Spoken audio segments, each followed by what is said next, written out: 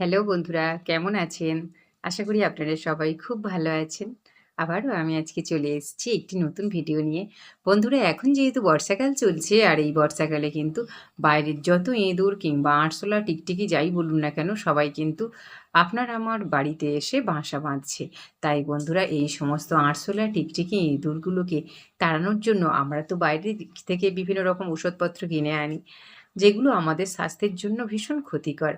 তাই বন্ধুরা, ওই সমস্ত জিনিস যদি কিনে না এনে আমরা বাড়িতে থাকা উপকরণ দিয়ে একটি রেমেডি বানাই, তাহলে দেখা যাবে যে কোনো রকমভাবে ইঁদুর, টিকটিকি, আরশোলা আমাদের বাড়িতে আসছে না। তাহলে চলুন বন্ধুরা, ভিডিওটি শেষ পর্যন্ত দেখে নেওয়া যায়। আর এই ধরনের নিত্য নতুন ভিডিও পেতে আমার এই চ্যানেলটিকে সাবস্ক্রাইব করবেন, লাইক করবেন আর বন্ধুদের সাথে অনেক অনেক শেয়ার করবেন।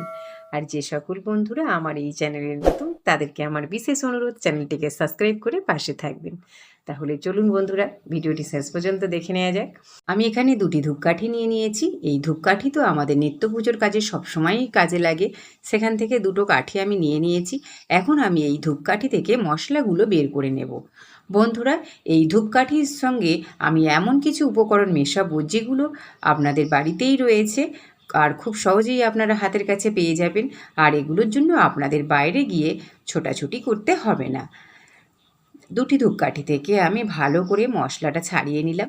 নিয়ে এই মশলাটাকে আমি একটু গুঁড়ো করে নেব। এই কাজটা আপনারা অন্য কোনো ভারী কিছু দিয়েও করতে পারেন। আমি চামচ দিয়ে দেখছি হচ্ছে না, তাই আমি একটা ভারী জিনিস নিয়ে এটাকে একটু রগড়ে নিচ্ছি যাতে একটু গুঁড়ো ভাব এসে যায়। দেখুন বন্ধুরা, কীরকম হয়েছে। আমি এবার এই ধূপকাঠির মশলার মধ্যে দিয়ে দেব হারপিক। বন্ধুরা, হারপিক কিন্তু কম বেশি আমাদের প্রত্যেকেরই বাড়িতে রয়েছে, কারণ হারপিকটা আমাদের টয়লেট কিংবা বাথরুম, রান্নাঘর পরিষ্কার করার জন্য সবসময়ই কাজে লাগে। আমার কিন্তু এই হারপিকটা তোলা ছিল, সেটাই আমি এখানে ইউজ করেছি। এবার নিয়ে নিচ্ছি কলগেট। কলগেট তো আমাদের নিত্য প্রয়োজনীয় জিনিস, কারণ এটা সবসময়ের জন্য আমাদের দাঁত মাজার কাজে ব্যবহার করে থাকি। তাই সেই কলগেট আমি এখানে খানিকটা নিয়ে নিলাম। এবার 2টি উপকরণ আমি ভালো করে ধূপের মশলার সঙ্গে মিশিয়ে নিচ্ছি।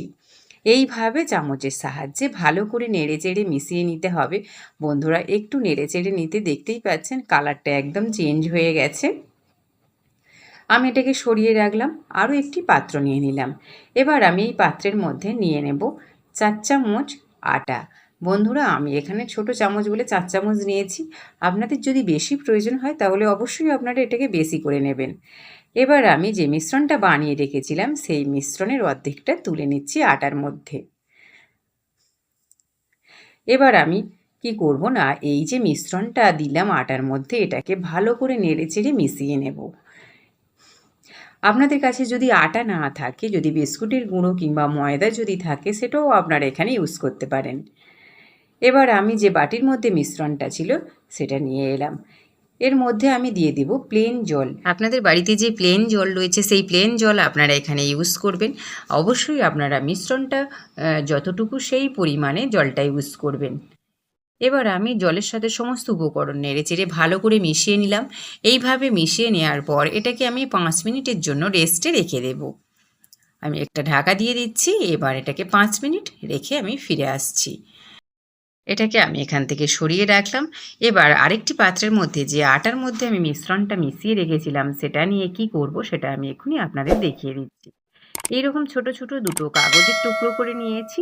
এবার এই কাগজের টুকরোগুলোর মধ্যে আমি এই আটার সাথে যে মিশ্রণটা আমার মেশানো ছিল সেটা তুলে নিচ্ছি। 2টো কাগজের মধ্যে আমি তুলে নিয়েছি। আপনাদের যদি বেশি জায়গায় দেওয়ার প্রয়োজন হয় তাহলে অবশ্যই আপনারা কাগজের টুকরোগুলো আরও 2-1টা বাড়িয়ে নেবেন, তাহলেই হবে। এবার যে সমস্ত জায়গায় ইঁদুরের উপদ্রব বেশি হয় সেই সমস্ত জায়গায় আমি এটাকে রেখে দেব। এবার আমি চলে আসছি যে মিশ্রণটা রেস্টে রেখেছিলাম সেটা নিয়ে। আমি মিশ্রণটা চামচের সাহায্যে একটু নেড়েচেড়ে নিচ্ছি। এইভাবে একটু নেড়েচেড়ে নেওয়ার পর আমি এখানে ইউজ করব শ্যাম্পু। বন্ধুরা, এই রকম শ্যাম্পু কিন্তু কম বেশি আমাদের প্রত্যেকেরই বাড়িতে থাকে। তাই আমি এখানে, আমার কাছে একটা ক্লিনিক প্লাস শ্যাম্পু ছিল, সেটা আমি এখানে ইউজ করেছি। 1 চামচ মতো শ্যাম্পু এখানে দিলে হবে, বেশি দেওয়ার একদমই প্রয়োজন নেই। আমি শ্যাম্পুটা দিয়ে দিলাম। এবার আমি চামচের সাহায্যে ভালো করে নেড়েচেড়ে নিচ্ছি। এইভাবে ভালো করে নেড়েচেড়ে নেওয়ার পর আমি এই মিশ্রণের মধ্যে দিয়ে দেব ভিনিগার। বন্ধুরা, আমার কাছে ভিনিগার ছিল, তাই আমি এখানে ভিনিগার ইউজ করেছি। আপনাদের কাছে যদি ভিনিগার না থাকে, যদি লেবু থাকে, সেটাও আপনারা এখানে ইউজ করতে পারেন। তবে ভিনিগারটা দেওয়ার ফলে কি হবে না, এই মিশ্রণটা কিন্তু বেশ কিছুদিন ভালো থাকবে। ভিনিগারটা দেওয়ার পর আমি আবারও চামচের সাহায্যে ভালো করে নেড়েচেড়ে নিচ্ছি। এইভাবে ভালো করে নেড়েচেড়ে নেওয়ার পর এটাকে আমি স্প্রে বোতলের মধ্যে ভরে নেব। বন্ধুরা, আমার কাছে স্প্রে বোতলটি ছিল, তাই আমি এটি ইউজ করেছি। আপনাদের কাছে যে স্প্রে বোতল থাকবে সেটা আপনারা ইউজ করতে পারেন। এখন আমি সরাসরি কিন্তু ঢেলে নেব না, তাহলে কিন্তু সমস্যা হতে পারে। তাই আমি একটি ফানেল নিয়ে নিলাম স্প্রে বোতলের মুখে। এবার ফানেলের মধ্যে নিয়ে নিচ্ছি একটি ছাঁকনি। অবশ্যই আপনারা মিশ্রণটা ছেঁকে নেবেন, তা না হলে স্প্রে বোতলের পাইপ জাম করতে পারে। আমি মিশ্রণটা ঢেলে দিলাম। এবার আমি এটাকে ছেঁকে ভালো করে স্প্রে বোতলের মধ্যে ভরে নিলাম। এবার যে সমস্ত জায়গায় টিকটিকি, আরশোলার উপদ্রব খুব বেশি হয়, সেই সমস্ত জায়গায় আমি এটাকে ভালো করে স্প্রে করে দেব।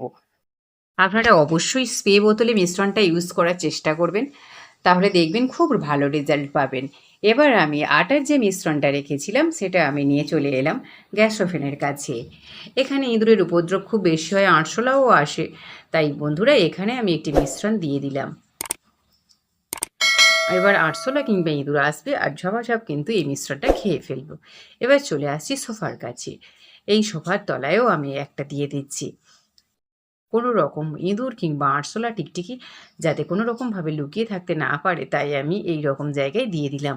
তবে বন্ধুরা, বাচ্চাদের কাছ থেকে মিশ্রণটা সরিয়ে রাখবেন। বাচ্চারা না যেন কোনো রকমভাবে হাতের নাগালে মিশ্রণটা পায়। যেহেতু এখানে হারপিক দেওয়া আছে, তাই কিন্তু এটা মারাত্মক ক্ষতিকর। ভিডিওটি শেষ পর্যন্ত দেখার জন্য ধন্যবাদ।